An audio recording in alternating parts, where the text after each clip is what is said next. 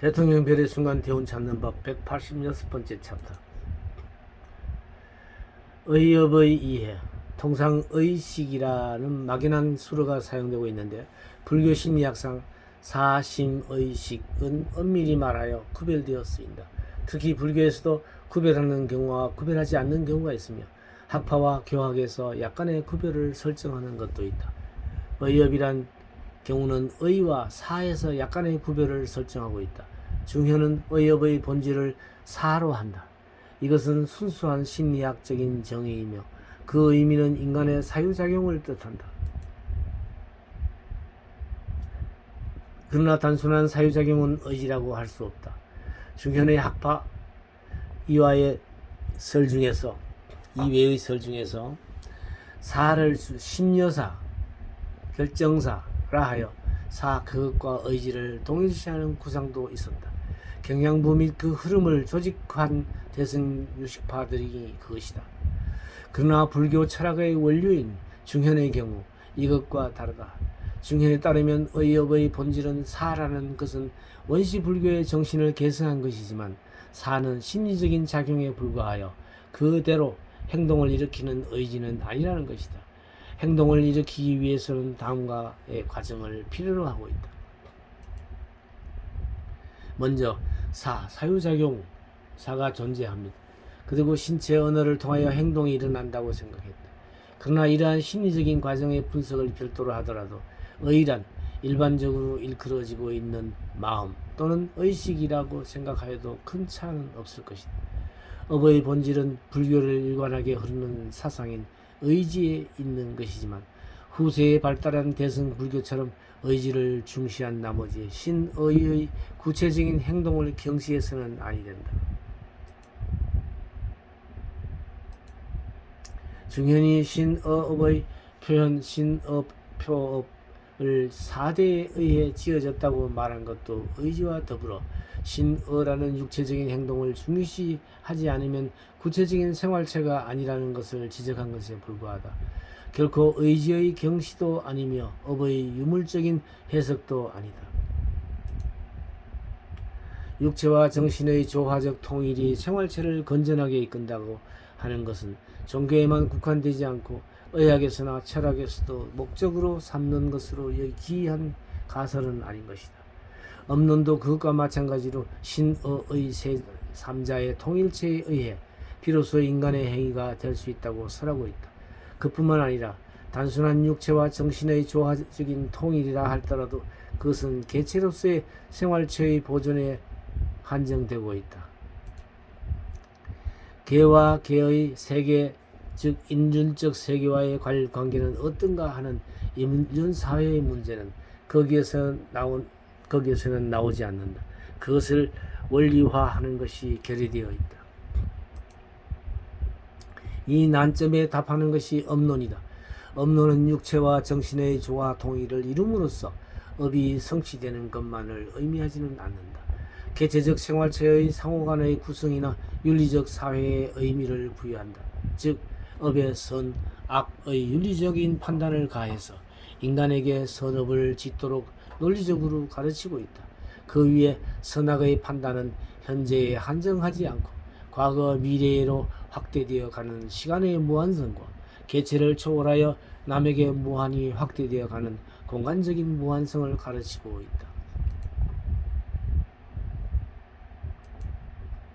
육체, 신어업의 업과 정신의 업의 조화적 통일이 비로소 인간의 행위로 하여금 행위답게 하는 것이라는 데에 관하여 여기서 절묘한 비유를 들어 설명하는 고전이 있다.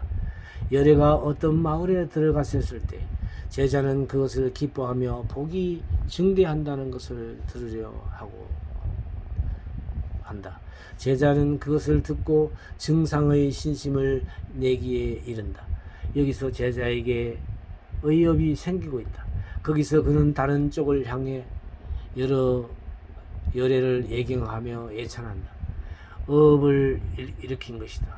다음에 제자는 복의 표업과 무표를 일으키어 스스로 장엄을 하며 친히 열애를 맞이하려고 한다. 신업을 일으킨 것이다. 그리하여 비로소 무표에 의해서 복이 항상 증대해야 한다. 행위가 완결되어 복을 얻는다. 만약 단지 단순하게 제자가 환희심밖에 가지지 않았다면 의업만으로는 곧 의묘행밖에 없게 된다. 마음만의 것이라면 잠시 중지되거나 복이 증상됨도 없을 것이다.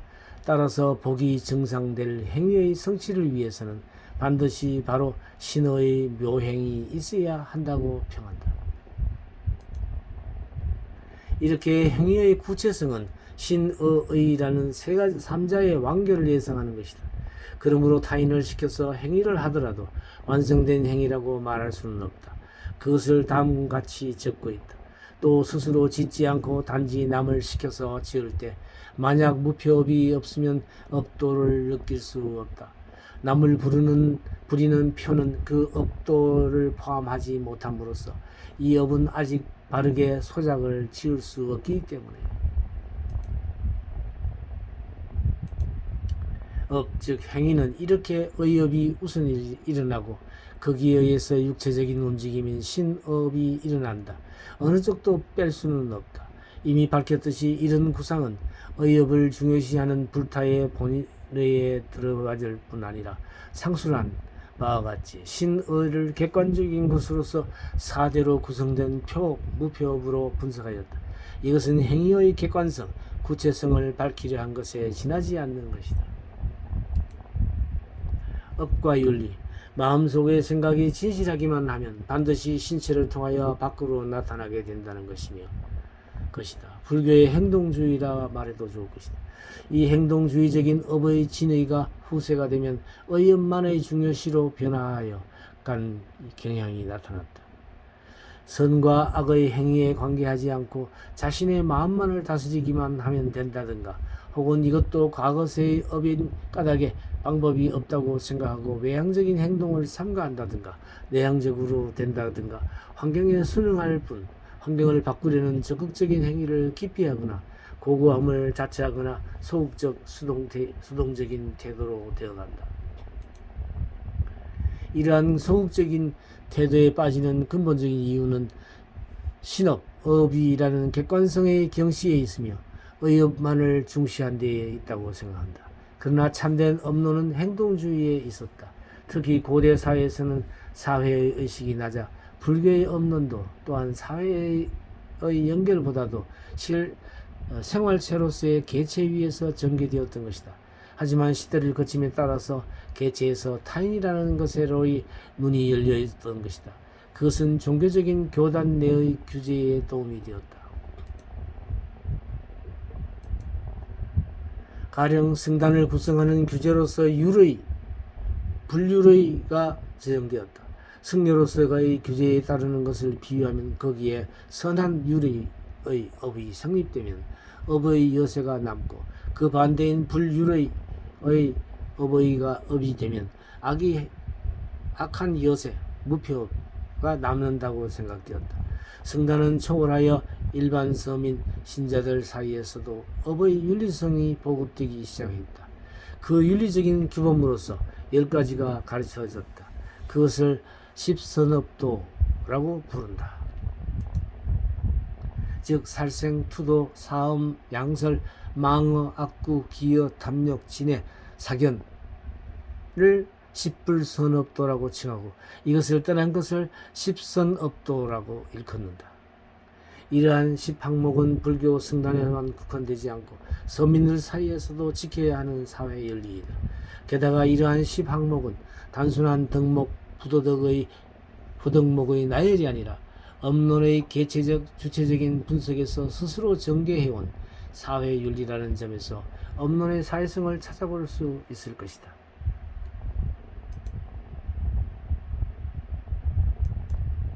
이 별의 순간 참는 법 강좌는 현재 오프라인에서 또 1년 과정으로 진행되고 있습니다. 매주 토요일 오전 10시부터 오후 1시까지 3시간씩 해서 1년간 이 서울 동방문화대학원 대학평생교육원에서 진행되고 있습니다.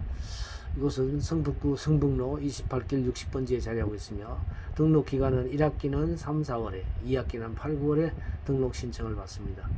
등록 시에 이 전화번호와 메일 주소를 참조하셔서 신청하시면 되겠습니다. 관심 있는 많은 분들의 참여를 기다리겠습니다.